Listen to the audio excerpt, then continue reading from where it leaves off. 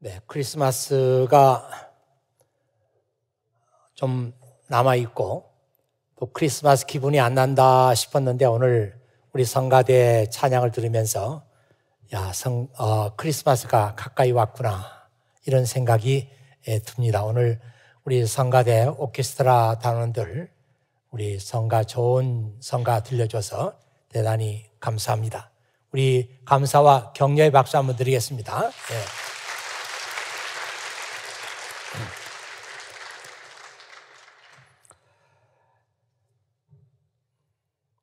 애드벤트 캔들이란 말이 있어요. 대강절 촛불 이렇게 번역할 수 있겠죠.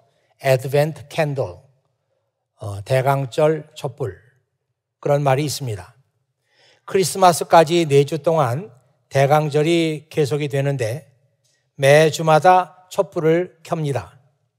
첫 주에는 보라색 촛불을 켜는데 희망을 상징하는 촛불이고, 둘째 주에는 보라색 촛불을 켜는데 평화를 상징하는 촛불입니다. 세 번째 주에는 핑크색 촛불을 켜는데 이것은 기쁨을 상징하는 촛불입니다. 그리고 네 번째 주에는 사랑의 촛불 그리고 그리스도의 촛불을 켜서 이제 성탄절이 된 것을 축하합니다.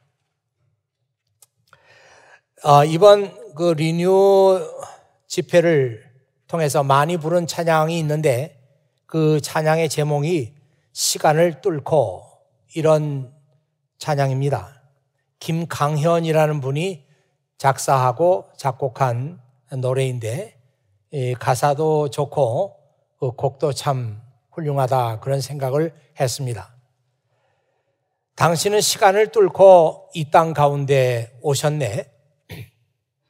우리 없는 하늘 원치 않아 우리 삶에 오셨네. 자신의 편안 버리고 우리에게 평안 주셨네. 가장 낮은 자의 모습으로 우리 삶에 오셨네. 하나님 우리와 영원히 함께 하시네. 꿈 없는 우리에게 그 나라 보여주시네. 연약한 자들의 친구가 되어주시고 힘없는 우리의 인생을 위로하시네. 자, 이런 찬양 가사를 들으면서 저는 요한복음 1장에 있는 말씀을 생각했습니다. 참 빛이신 그분이 세상에 들어와서 모든 사람을 비췄습니다. The one who is the true light, who gives light to everyone, was coming into the world. 모든 사람들에게 빛을 비추신 참 빛이신 그분이 이 세상에 들어오셨습니다. 이 참 빛이 세상에 비치기까지는 우리 인류는 참 희망이 무엇인지 몰랐고 평화가 무엇인지 몰랐고 기쁨이 무엇인지 몰랐습니다. 참 빛이 세상에 비침으로 말미암아 비로소 인류는 사랑이 무엇인지 알게 되었습니다. 이 김강현 시인의 시에 의하면은 예수 그리스도께서 시간을 뚫고 이 땅에 들어오심으로 말미암아 꿈이 없는 인류는 꿈을 갖게 되었고 하나님 나라에 대한 꿈을 갖게 되었습니다. 여러분 1885년 4월 5일 아주 역사적인 해이고 역사적인 날인데 여러분 혹시 어떤 해인지 알고 계시는지 모르겠습니다. 이 1885년 4월 5일은 언더우드와 아펜젤러 선교사가 조선 땅에 최초로 발을 디딘 그런 해입니다. 언더우드는 뉴저지에 있는 뉴 브런스윅 신학대학을 갓 졸업한 26살의 청년이었고 아펜젤러 역시 뉴저지에 있는 드류 신학대학을 졸업한 27살의 청년이었습니다. 참 가슴이 멍멍하죠. 26, 27. 그 청년들이 그리스도에게 그들의 삶을 헌신했고 그들은 조선에 가서 복음을 전하겠다. 이런 헌신을 하나님께 올려뒀던 것입니다. 이 두 선교사가 우리나라에 복음을 전해준 덕분에 우리나라의 운명이 바뀌게 되고 저와 여러분의 삶이 바뀌게 되었습니다. 그때 아펜셀러가 조선을 위해서 이런 기도를 했다고 합니다. 우리는 부활절 날에 이곳에 도착하였습니다. 오늘 죽음의 철장을 산산히 깨뜨리시고 부활하신 주께서 이 나라 백성들을 얽어맨 결박을 끊으시고 그들에게 하나님의 자녀가 누리는 빛과 자유를 허락해 주옵소서. Break the bands that bind these people. 이 조선 땅에 살고 있는 이 사람들을 얽어매고 있는 그 밴드를 끊어주시고 and bring them to the light and liberty of God's children. 하나님의 자녀들이 누리는 빛과 그리고 자유로 그들을 인도해 주십시오. 오늘 대강절 둘째 주일인데요. 시간을 뚫고 세상에 참 빛으로 오신 예수 그리스도는 우리에게 참 평화가 무엇인가 하는 것을 가르쳐 주셨습니다. 예수님의 이름은 놀랍게도 처음부터 평화의 왕이었어요. 여러분 이사야 9장 6절의 말씀 보면은 이런 말씀이 나옵니다. 우리에게 한 아기가 태어날 것이기 때문이다. 하나님께서 우리에게 아들을 주실 것이다. 그의 어깨 위에 왕권이 주어질 것이다. 그의 이름은 기묘자, 모사, 전능하신 하나님, 영원히 살아계신 아버지, 평화의 왕이시다. And his name will be called Wonderful Counselor, Mighty God, Eternal Father, Prince of Peace. 평화의 왕. 이 세상에 태어나실 하나님의 아들, 그분의 이름은 Prince of Peace, 평화의 왕이시다. 이 프린스라고 하는 말은 왕으로 번역해도 상관없겠지만 원래 왕자라는 뜻이죠. 그리고 이 프린스라고 하는 뜻에는 왕자라고 하는 그 뜻 외에도 어떤 분야에서 최고로 탁월한 사람, 최고의 전문가, 이런 의미가 있습니다. 예수님께서 Prince of Peace라고 하는 것은 예수님은 평화의 전문가, 그리고 평화에 대해서는 예수님을 따라올 분이 없는 분, 그리고 예수님은 평화의 창조자, 그런 의미가 있습니다. 예수님은 모든 면에서 뛰어나지만 그분의 이름은 처음부터 Prince of Peace였어요. 평화의 왕자, 평화의 왕. 평화에 대해서는 따라올 분이 없으신 분, 그분이 바로 예수 그리스도였습니다.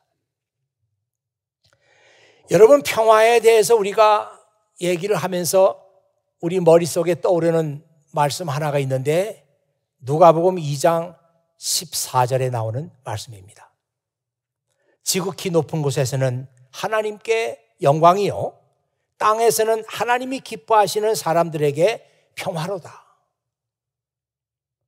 예수님께서 이 땅에 태어나심으로 말미암아 하나님께는 영광이 올려지고 땅에서는 하나님께서 기뻐하는 사람들에게 평화가 임할 것이다. 이런 말씀이죠. 여러분들은 이 말씀 읽으면서 어떤 생각이 듭니까? 정말 하나님께서 기뻐하시는 사람들에게 평화가 임한다고 했는데 그 사람들은 어떤 사람들인가? 뭐 이런 생각이 들지 않습니까? 하나님께서 어떤 사람들을 기뻐하실까? 그런 생각이 들지 않습니까? 놀랍게도 우리가 성경을 읽어보면은 하나님께서 기뻐하시는 사람들은 가난한 사람들이다. 그렇게 나와 있습니다.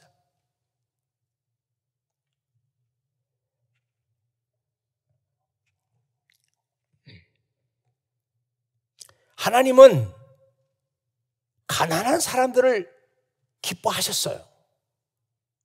마태는 그의 복음서에다가 그냥 가난한 사람이라고 하지 않고 심령이 가난한 사람이라고 붙였습니다. 왜 하나님께서는 그렇게 심령이 가난한 사람 그리고 가난한 사람들을 사랑하시고 가난한 사람들을 사랑하셨을까? 바로 그런 사람들이 하나님을 간절하게 원하기 때문입니다. 바로 그런 사람들이 내가 소망하는 것이 오직 하나님 안에 있습니다. 이런 소망을 갖기 때문에 하나님은 가난한 사람들을 사랑하시고 그들을 기뻐하셨다. 그런 사람들에게 하나님께서 주신 선물이 평화입니다. 둘째로 하나님께서 기뻐하신 사람들이 또 있는데 그 사람들이 겸손한 사람들이다. 성경 곳곳에 보면은 하나님은 겸손한 사람들을 기뻐하셨어요. 여러분, 겸손한 사람이 누구입니까? 성경은 겸손한 사람의 예로 드는 사람들이 있는데 그 사람들이 목자들이에요. shepherds. 여러분, 창세기 46장 34절에 보면은 참 특이한 말씀 하나가 있는데 이집트 사람들은 목자와 함께 있는 것을 싫어한다. 그런 성경 구절이 나옵니다. 생각해 봤어요. 왜 이집트 사람들, 그 당시에는 최고의 문화생활, 문명을 즐기고 있는 사람들 아닙니까? 왜 이집트 사람들은 목자와 함께 있는 것을 싫어할까? 아마도 그들의 몸에서 역겨운 동물 냄새가 나기 때문이 아닌가? 그런 생각을 해봤어요. 여러분, 예수님 당시에 이스라엘 사람들은 목자에 대해서 어떻게 생각했을까? 그런 생각도 들죠. 예수님 당시에도 목자들은 가장 천대받는 사람들이었습니다. 원래 이스라엘 민족은 그 양을 치고 그래서 유랑하는 그런 민족이었습니다. 그런데 그들이 가나안 땅에 정착하기 시작하면서 그들은 농경 문화에 길들여지고 편안한 삶을 알게 되고 그러면서부터 그들은 목자를 천대하기 시작했습니다. 목자는 가장 사회에서 계급이 낮고 천대받는 사람들이었는데 하나님께서는 그런 사람들을 사랑하셨다. 왜냐하면 그들이 겸손하기 때문이다. 이 겸손이라고 하는 말, 그 형용사는 humble이란 단어죠. humble. 근데 이 humble이라는 단어가 라틴어 humilis라고 하는 그 라틴어에서 온 말이에요. 근데 humilis라고 하는 말이 lowly, 낮게 이런 의미가 있습니다. 그러니까 이 겸손이라고 하는 것은 사회적으로 지위가 낮고 또 자기 자신을 낮출 수 있는 사람, 그런 사람들을 험불한 사람들이라고 한다. 이 목자들이 바로 그런 사람들이었어요. 여러분, 지금 교황이 266대 프란시스 교황인데요. 아르헨티나 출신입니다. 아주 특이하죠. 그의 언행이 이전에 교황들과 많이 달랐기 때문에 그분이 교황이 되면서 많은 화제를 몰고 왔습니다. 그가 남긴 여러 가지 의미 있는 말들이 많이 있지만 그가 사제들을 모아놓고 했다고 하는 이 말이 아마 그 중에서도 가장 유명한 말이 아닌가 저는 그렇게 생각합니다. 그가 사제들, 그러니까 캐톨릭의 신부들을 모아놓고 이런 얘기를 했다고 그래요. 당신들은 양의 냄새가 나는 목자가 되어야 합니다. 당신들이 있을 곳은 이 사무실이 아니고 양들이 살고 있는 곳입니다. 그래서 당신들의 몸에서 양의 냄새가 나야지. 당신들의 몸에서 그 냄새가 나지 않고 향기로운 냄새가 나고 당신들의 몸에서 사무실 냄새가 나고 그러면 안 된다는 거죠. 당신들의 몸에서 양의 냄새가 나야 당신들이 참 목자라고 할 수 있고 당신들의 몸에서 양의 냄새가 나야 비로소 당신들은 겸손한 사람이 될 수 있다. 아마 그런 뜻이 아닌가 그렇게 생각했습니다. 하나님은 마음이 교만한 사람들을 싫어하세요. 야고보서 4장 6절에 그런 말씀이 나오죠. 하나님께서는 마음이 교만한 사람들을 물리치시고 겸손한 사람에게 은혜를 베푸신다. 마음이 가난한 사람, 또 마음이 겸손한 사람, 마음이 교만하지 않는 사람, 그런 사람들에게 하나님께서 주시는 선물이 피스예요. 평화. 지극히 높은 곳에서는 하나님께 영광이요, 땅에서는 하나님께서 기뻐하는 사람들에게 평화로다.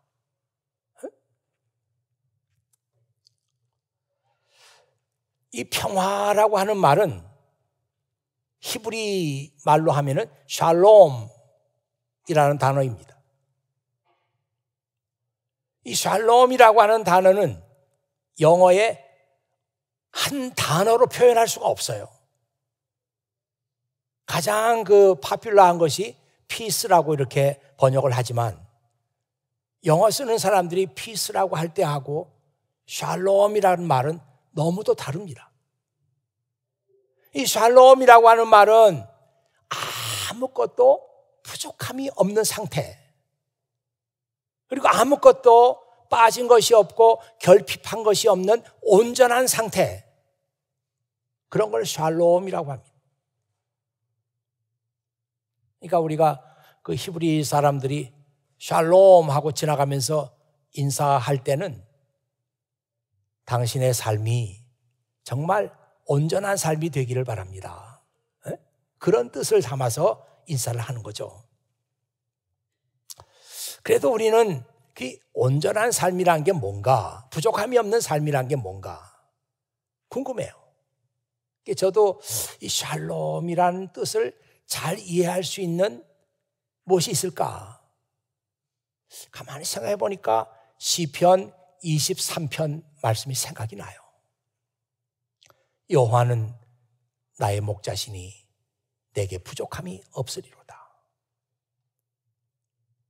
그가 나를 위해서 상을 차려주시고 기름을 내 머리에 부으시니 내 잔이 넘치나이다.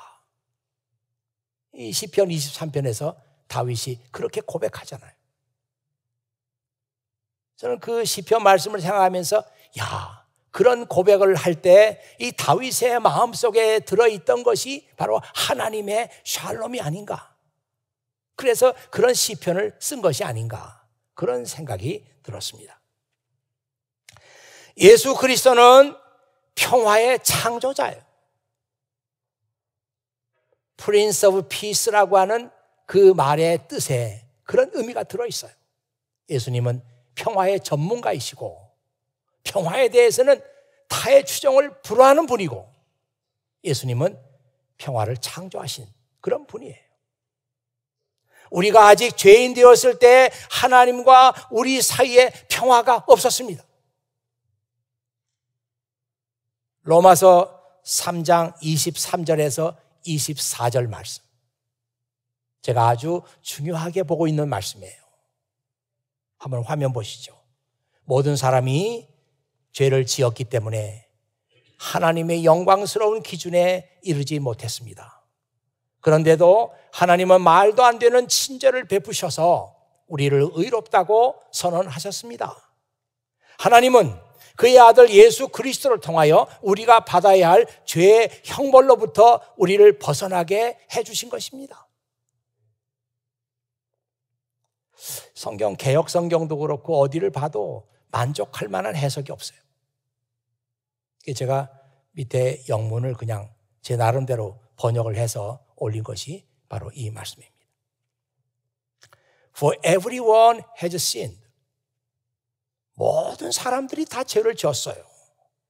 We all fall short of God's glorious standard. 우리는 하나님의 그 영광스러운 기준으로부터 훨씬 못 미치는 거죠. 그럼에도 yet God with undeserved kindness. 왜 하나님께서 우리에게 그런 kindness를 보여주시는지. 이거 번역할 길이 없어요. 친절이라고 번역하면은 조금 그렇기도 하고. 제가 말도 안 되는 친절을 우리에게 베푸셨다. 그렇게 했습니다. Declares that we are righteous. 대신은 빼야 되는데, that we are righteous. 우리가 의롭다고, 올바르다고 하나님께서 말도 안 되는 친절을 베푸셔서 declare 하셨어요. 선언하셨어요. 우리가 올바른 사람들이라고. He did this through Christ Jesus. 바로 예수 그리스도를 통해서 하나님께서 이 일을 하신 겁니다. When He freed us from the penalty of our sins. 우리가 죄를 지었기 때문에 그 마땅히 형벌을 받아야 되는데 그 형벌로부터 우리를 프리하게 해주셨어요. 그래서 하나님께서 예수 그리스도 안에서 우리가 의롭다고 이렇게 디클레어 하신 겁니다.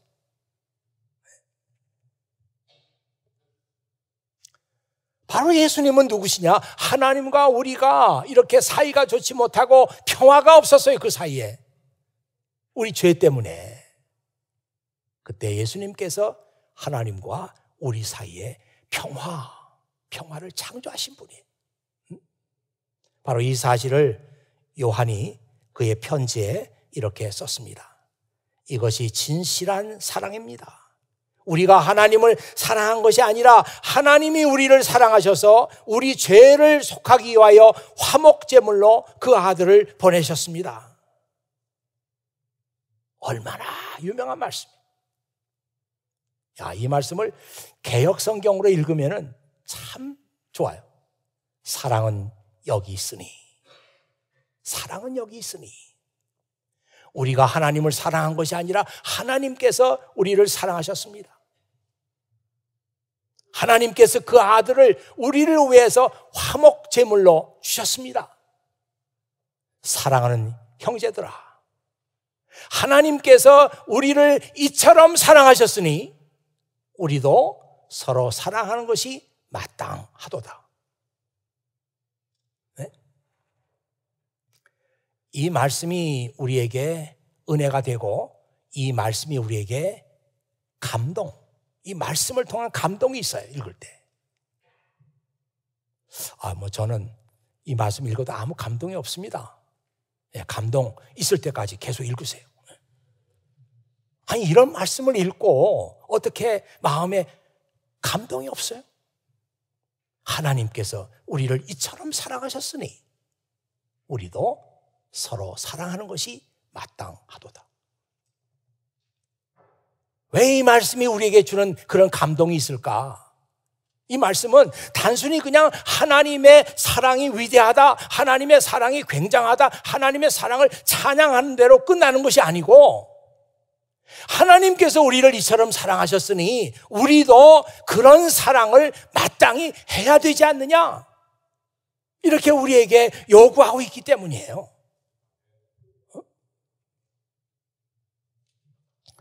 오늘 마태복음 5장 9절 본문 말씀, 평화를 위해서 일하는 사람은 복이 있다. 그들이 하나님의 아들이라 불릴 것이다. 이 말씀을 그 NIV 성경에 보면 이렇게 나와 있습니다. Blessed are the peacemakers. Blessed are the peacemakers. 평화를 만드는 사람들, 평화를 창조하는 사람들, 이런 사람들이 복이 있다. 그런 사람들은 하나님의 아들이라고 불릴 것이다. 예수님께서 시간을 뚫고 이 역사 속에 들어오셔서 친히 우리를 위해서 화목 제물이 되어주심으로 우리는 평화가 무엇인지 비로소 알게 된 것입니다. 오늘 우리는 그 사실을 상징적으로 표현하기 위해서 평화의 촛불을 켰습니다. 첫 번째 주일에 킨 것은 희망의 촛불이고 오늘 또 하나 킨 것은 평화의 촛불이에요. 이렇게 대강절 촛불에 대해서 설명을 하고 평화의 촛불을 켜놓고 희망의 촛불을 켜놓고 우리가 예배를 드리면 이것으로 충분한가? 충분하지 않습니다. 정말 이 대강절 둘째 주일을 보내면서 이 예배가 우리에게 은혜가 되려면은 우리가 평화의 창조자들이 돼야 된다. 우리가 피스메이커들이 돼야 한다. 그렇지 않습니까? 예수님께서 친히 피스메이커가 되셨어요. 하나님과 우리 사이에서 피스메이커가 되셨는데 그렇다면 우리도 예수님처럼 피스메이커로 살아야 되지 않느냐. 그래야 우리가 하나님의 아들이라고 불릴 자격이 있다 이 말이에요. 불화를 창조하고 불신을 창조하고 관계를 깨뜨리고 이런 삶을 사는 게 아니라 싸움이 있고 미움이 있고 불신이 있고 서로 믿지 못하는 그 세상에서 우리가 있는 곳마다 평화를 창조해야 되겠다. 피스메이커로 살아야 되겠다. 이것이 대강절 둘째 주일 평화의 촛불을 켜면서 저와 여러분이 마음속에 다짐해야 될 그런 메시지가 아니겠어요?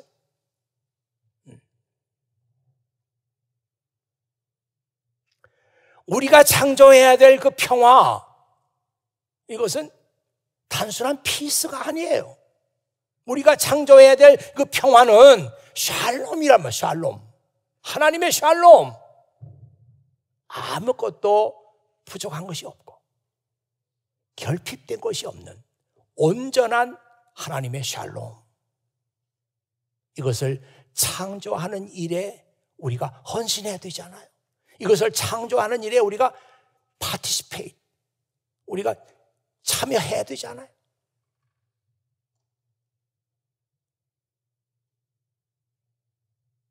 이건 단순한 평화를 만들어내는 게 아니고 하나님의 샬롬을 거기다가 심는 거기 때문에 쉽게 되지 않아요. 단번에 되지 않아요. 그래서 우리는 꾸준하게 포기하지 않고 중단하지 않고 하나님의 평화를 창조하는 일에 우리 자신들을 꾸준하게 드리고 헌신해야 되는 겁니다.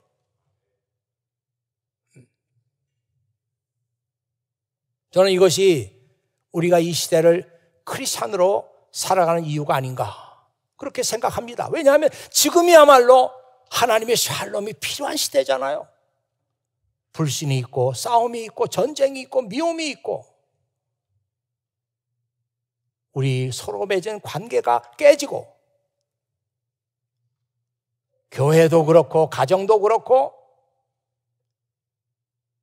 우리가 있는 직장도 그렇고 모든 우리 주변이 하나님의 샬롬을 요구하고 있지 않아요? 너는 이 세상에 크리스찬으로 사는 이유가 무엇이라고 생각하느냐? 오늘 대강절 둘째 주일 평화의 촛불을 켜면서 하나님, 저를 이 세상에 크리스찬으로 불러주신 목적은 내가 있는 곳에서 하나님의 샬롬을 창조하는 사람이 되라, 이것이 아닌가, 그런 생각을 하게 됩니다. 악을 악으로 갚으려는 생각을 버려야 합니다.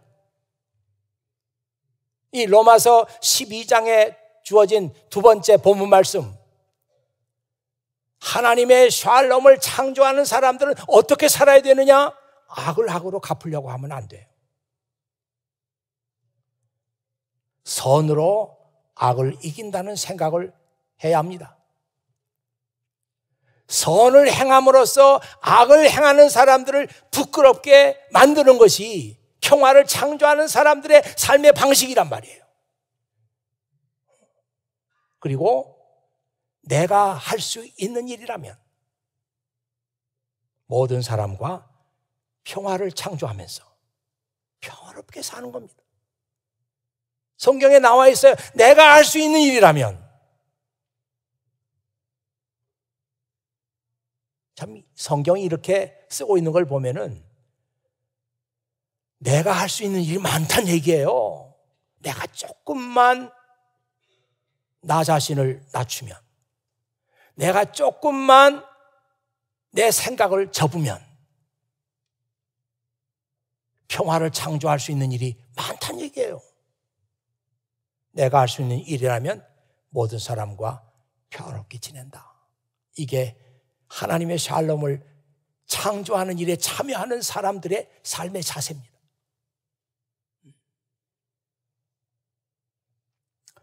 끝으로 그 유명한 성 프란시스의 평화의 기도를 우리 함께 읽으면서 오늘 제 설교를 마치려고 합니다. 제가 끝부분을 제가 번역을 했는데 깔끔하게 잘 되진 않았어요. 그러나 뜻은 잘 통하니까 그렇게 우리가 쭉 한번 읽으면서 오늘 설교를 마치고자 합니다. 이 성 프란시스의 기도의 제목 자체가 Prayers for Peace예요. 평화를 위한 기도. 우리 같이 읽겠습니다.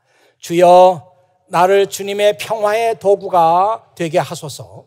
미움이 있는 곳에 사랑을 심게 하시고, 상처가 있는 곳에 용서를 심게 하시고, 오류가 있는 곳에 진리를 심게 하시고, 의심이 있는 곳에 믿음을 심게 하시고, 절망이 있는 곳에 희망을 심게 하시고, 어둠이 있는 곳에 빛을 심게 하시고, 슬픔이 있는 곳에 기쁨을 심게 하소서. 오 주님, 위로받기보다는 위로하게 하시고, 이해받기보다는 이해하게 하시고, 사랑받기보다는 사랑하게 하소서. 이것은 줌으로써 받기 때문입니다. 이것은 용서함으로써 용서를 받기 때문입니다. 이것은 죽음으로써 영원한 생명을 얻기 때문입니다. 아멘. 기도하겠습니다. 아버지 하나님, 감사합니다. 이날도 아버지 하나님께서 저희들을 사랑하시며 이 대강절 둘째 주일에 우리가 평화의 촛불을 켜는 그 이유가 무엇이고 그 의미가 무엇인지 우리에게 말씀해 주신 것을 감사드립니다. 예수님은 평화의 빛으로 이 세상에 오셨고, 예수님은 평화를 창조하신 분이십니다. 이 예수님을 나의 주님으로 믿는 사람들이 어떻게 살아야 하는가? 우리들이 있는 각자의 삶의 현장에서 평화를 창조하는 사람들이 되게 해주시옵소서. 우리가 창조하려고 하는 것은 단순한 피스가 아니고 하나님의 샬롬입니다. 이 세상에 하나님의 샬롬이 필요하기 때문에 불신과 깨어진 관계 속에서 싸움과 적대 감정 속에 살아가는 사람들이 지금 필요로 하는 것은 하나님의 샬롬입니다. 아버지 하나님, 우리 모두가 하나님의 평화의 창조자들이 돼서 내 삶의 현장 속에서 하나님의 샬롬을 만들어갈 수 있는 그런 사람들이 되게 해주시옵소서. 쉽게 포기하지 않고 낙심하지 않고 중단하지 않고 주님께서 그렇게 사셨던 것처럼 우리도 평화를 창조하는 사람으로 살게 하여 주시옵소서. 우리 구주 예수 그리스도의 이름으로 기도하옵나이다. 아멘.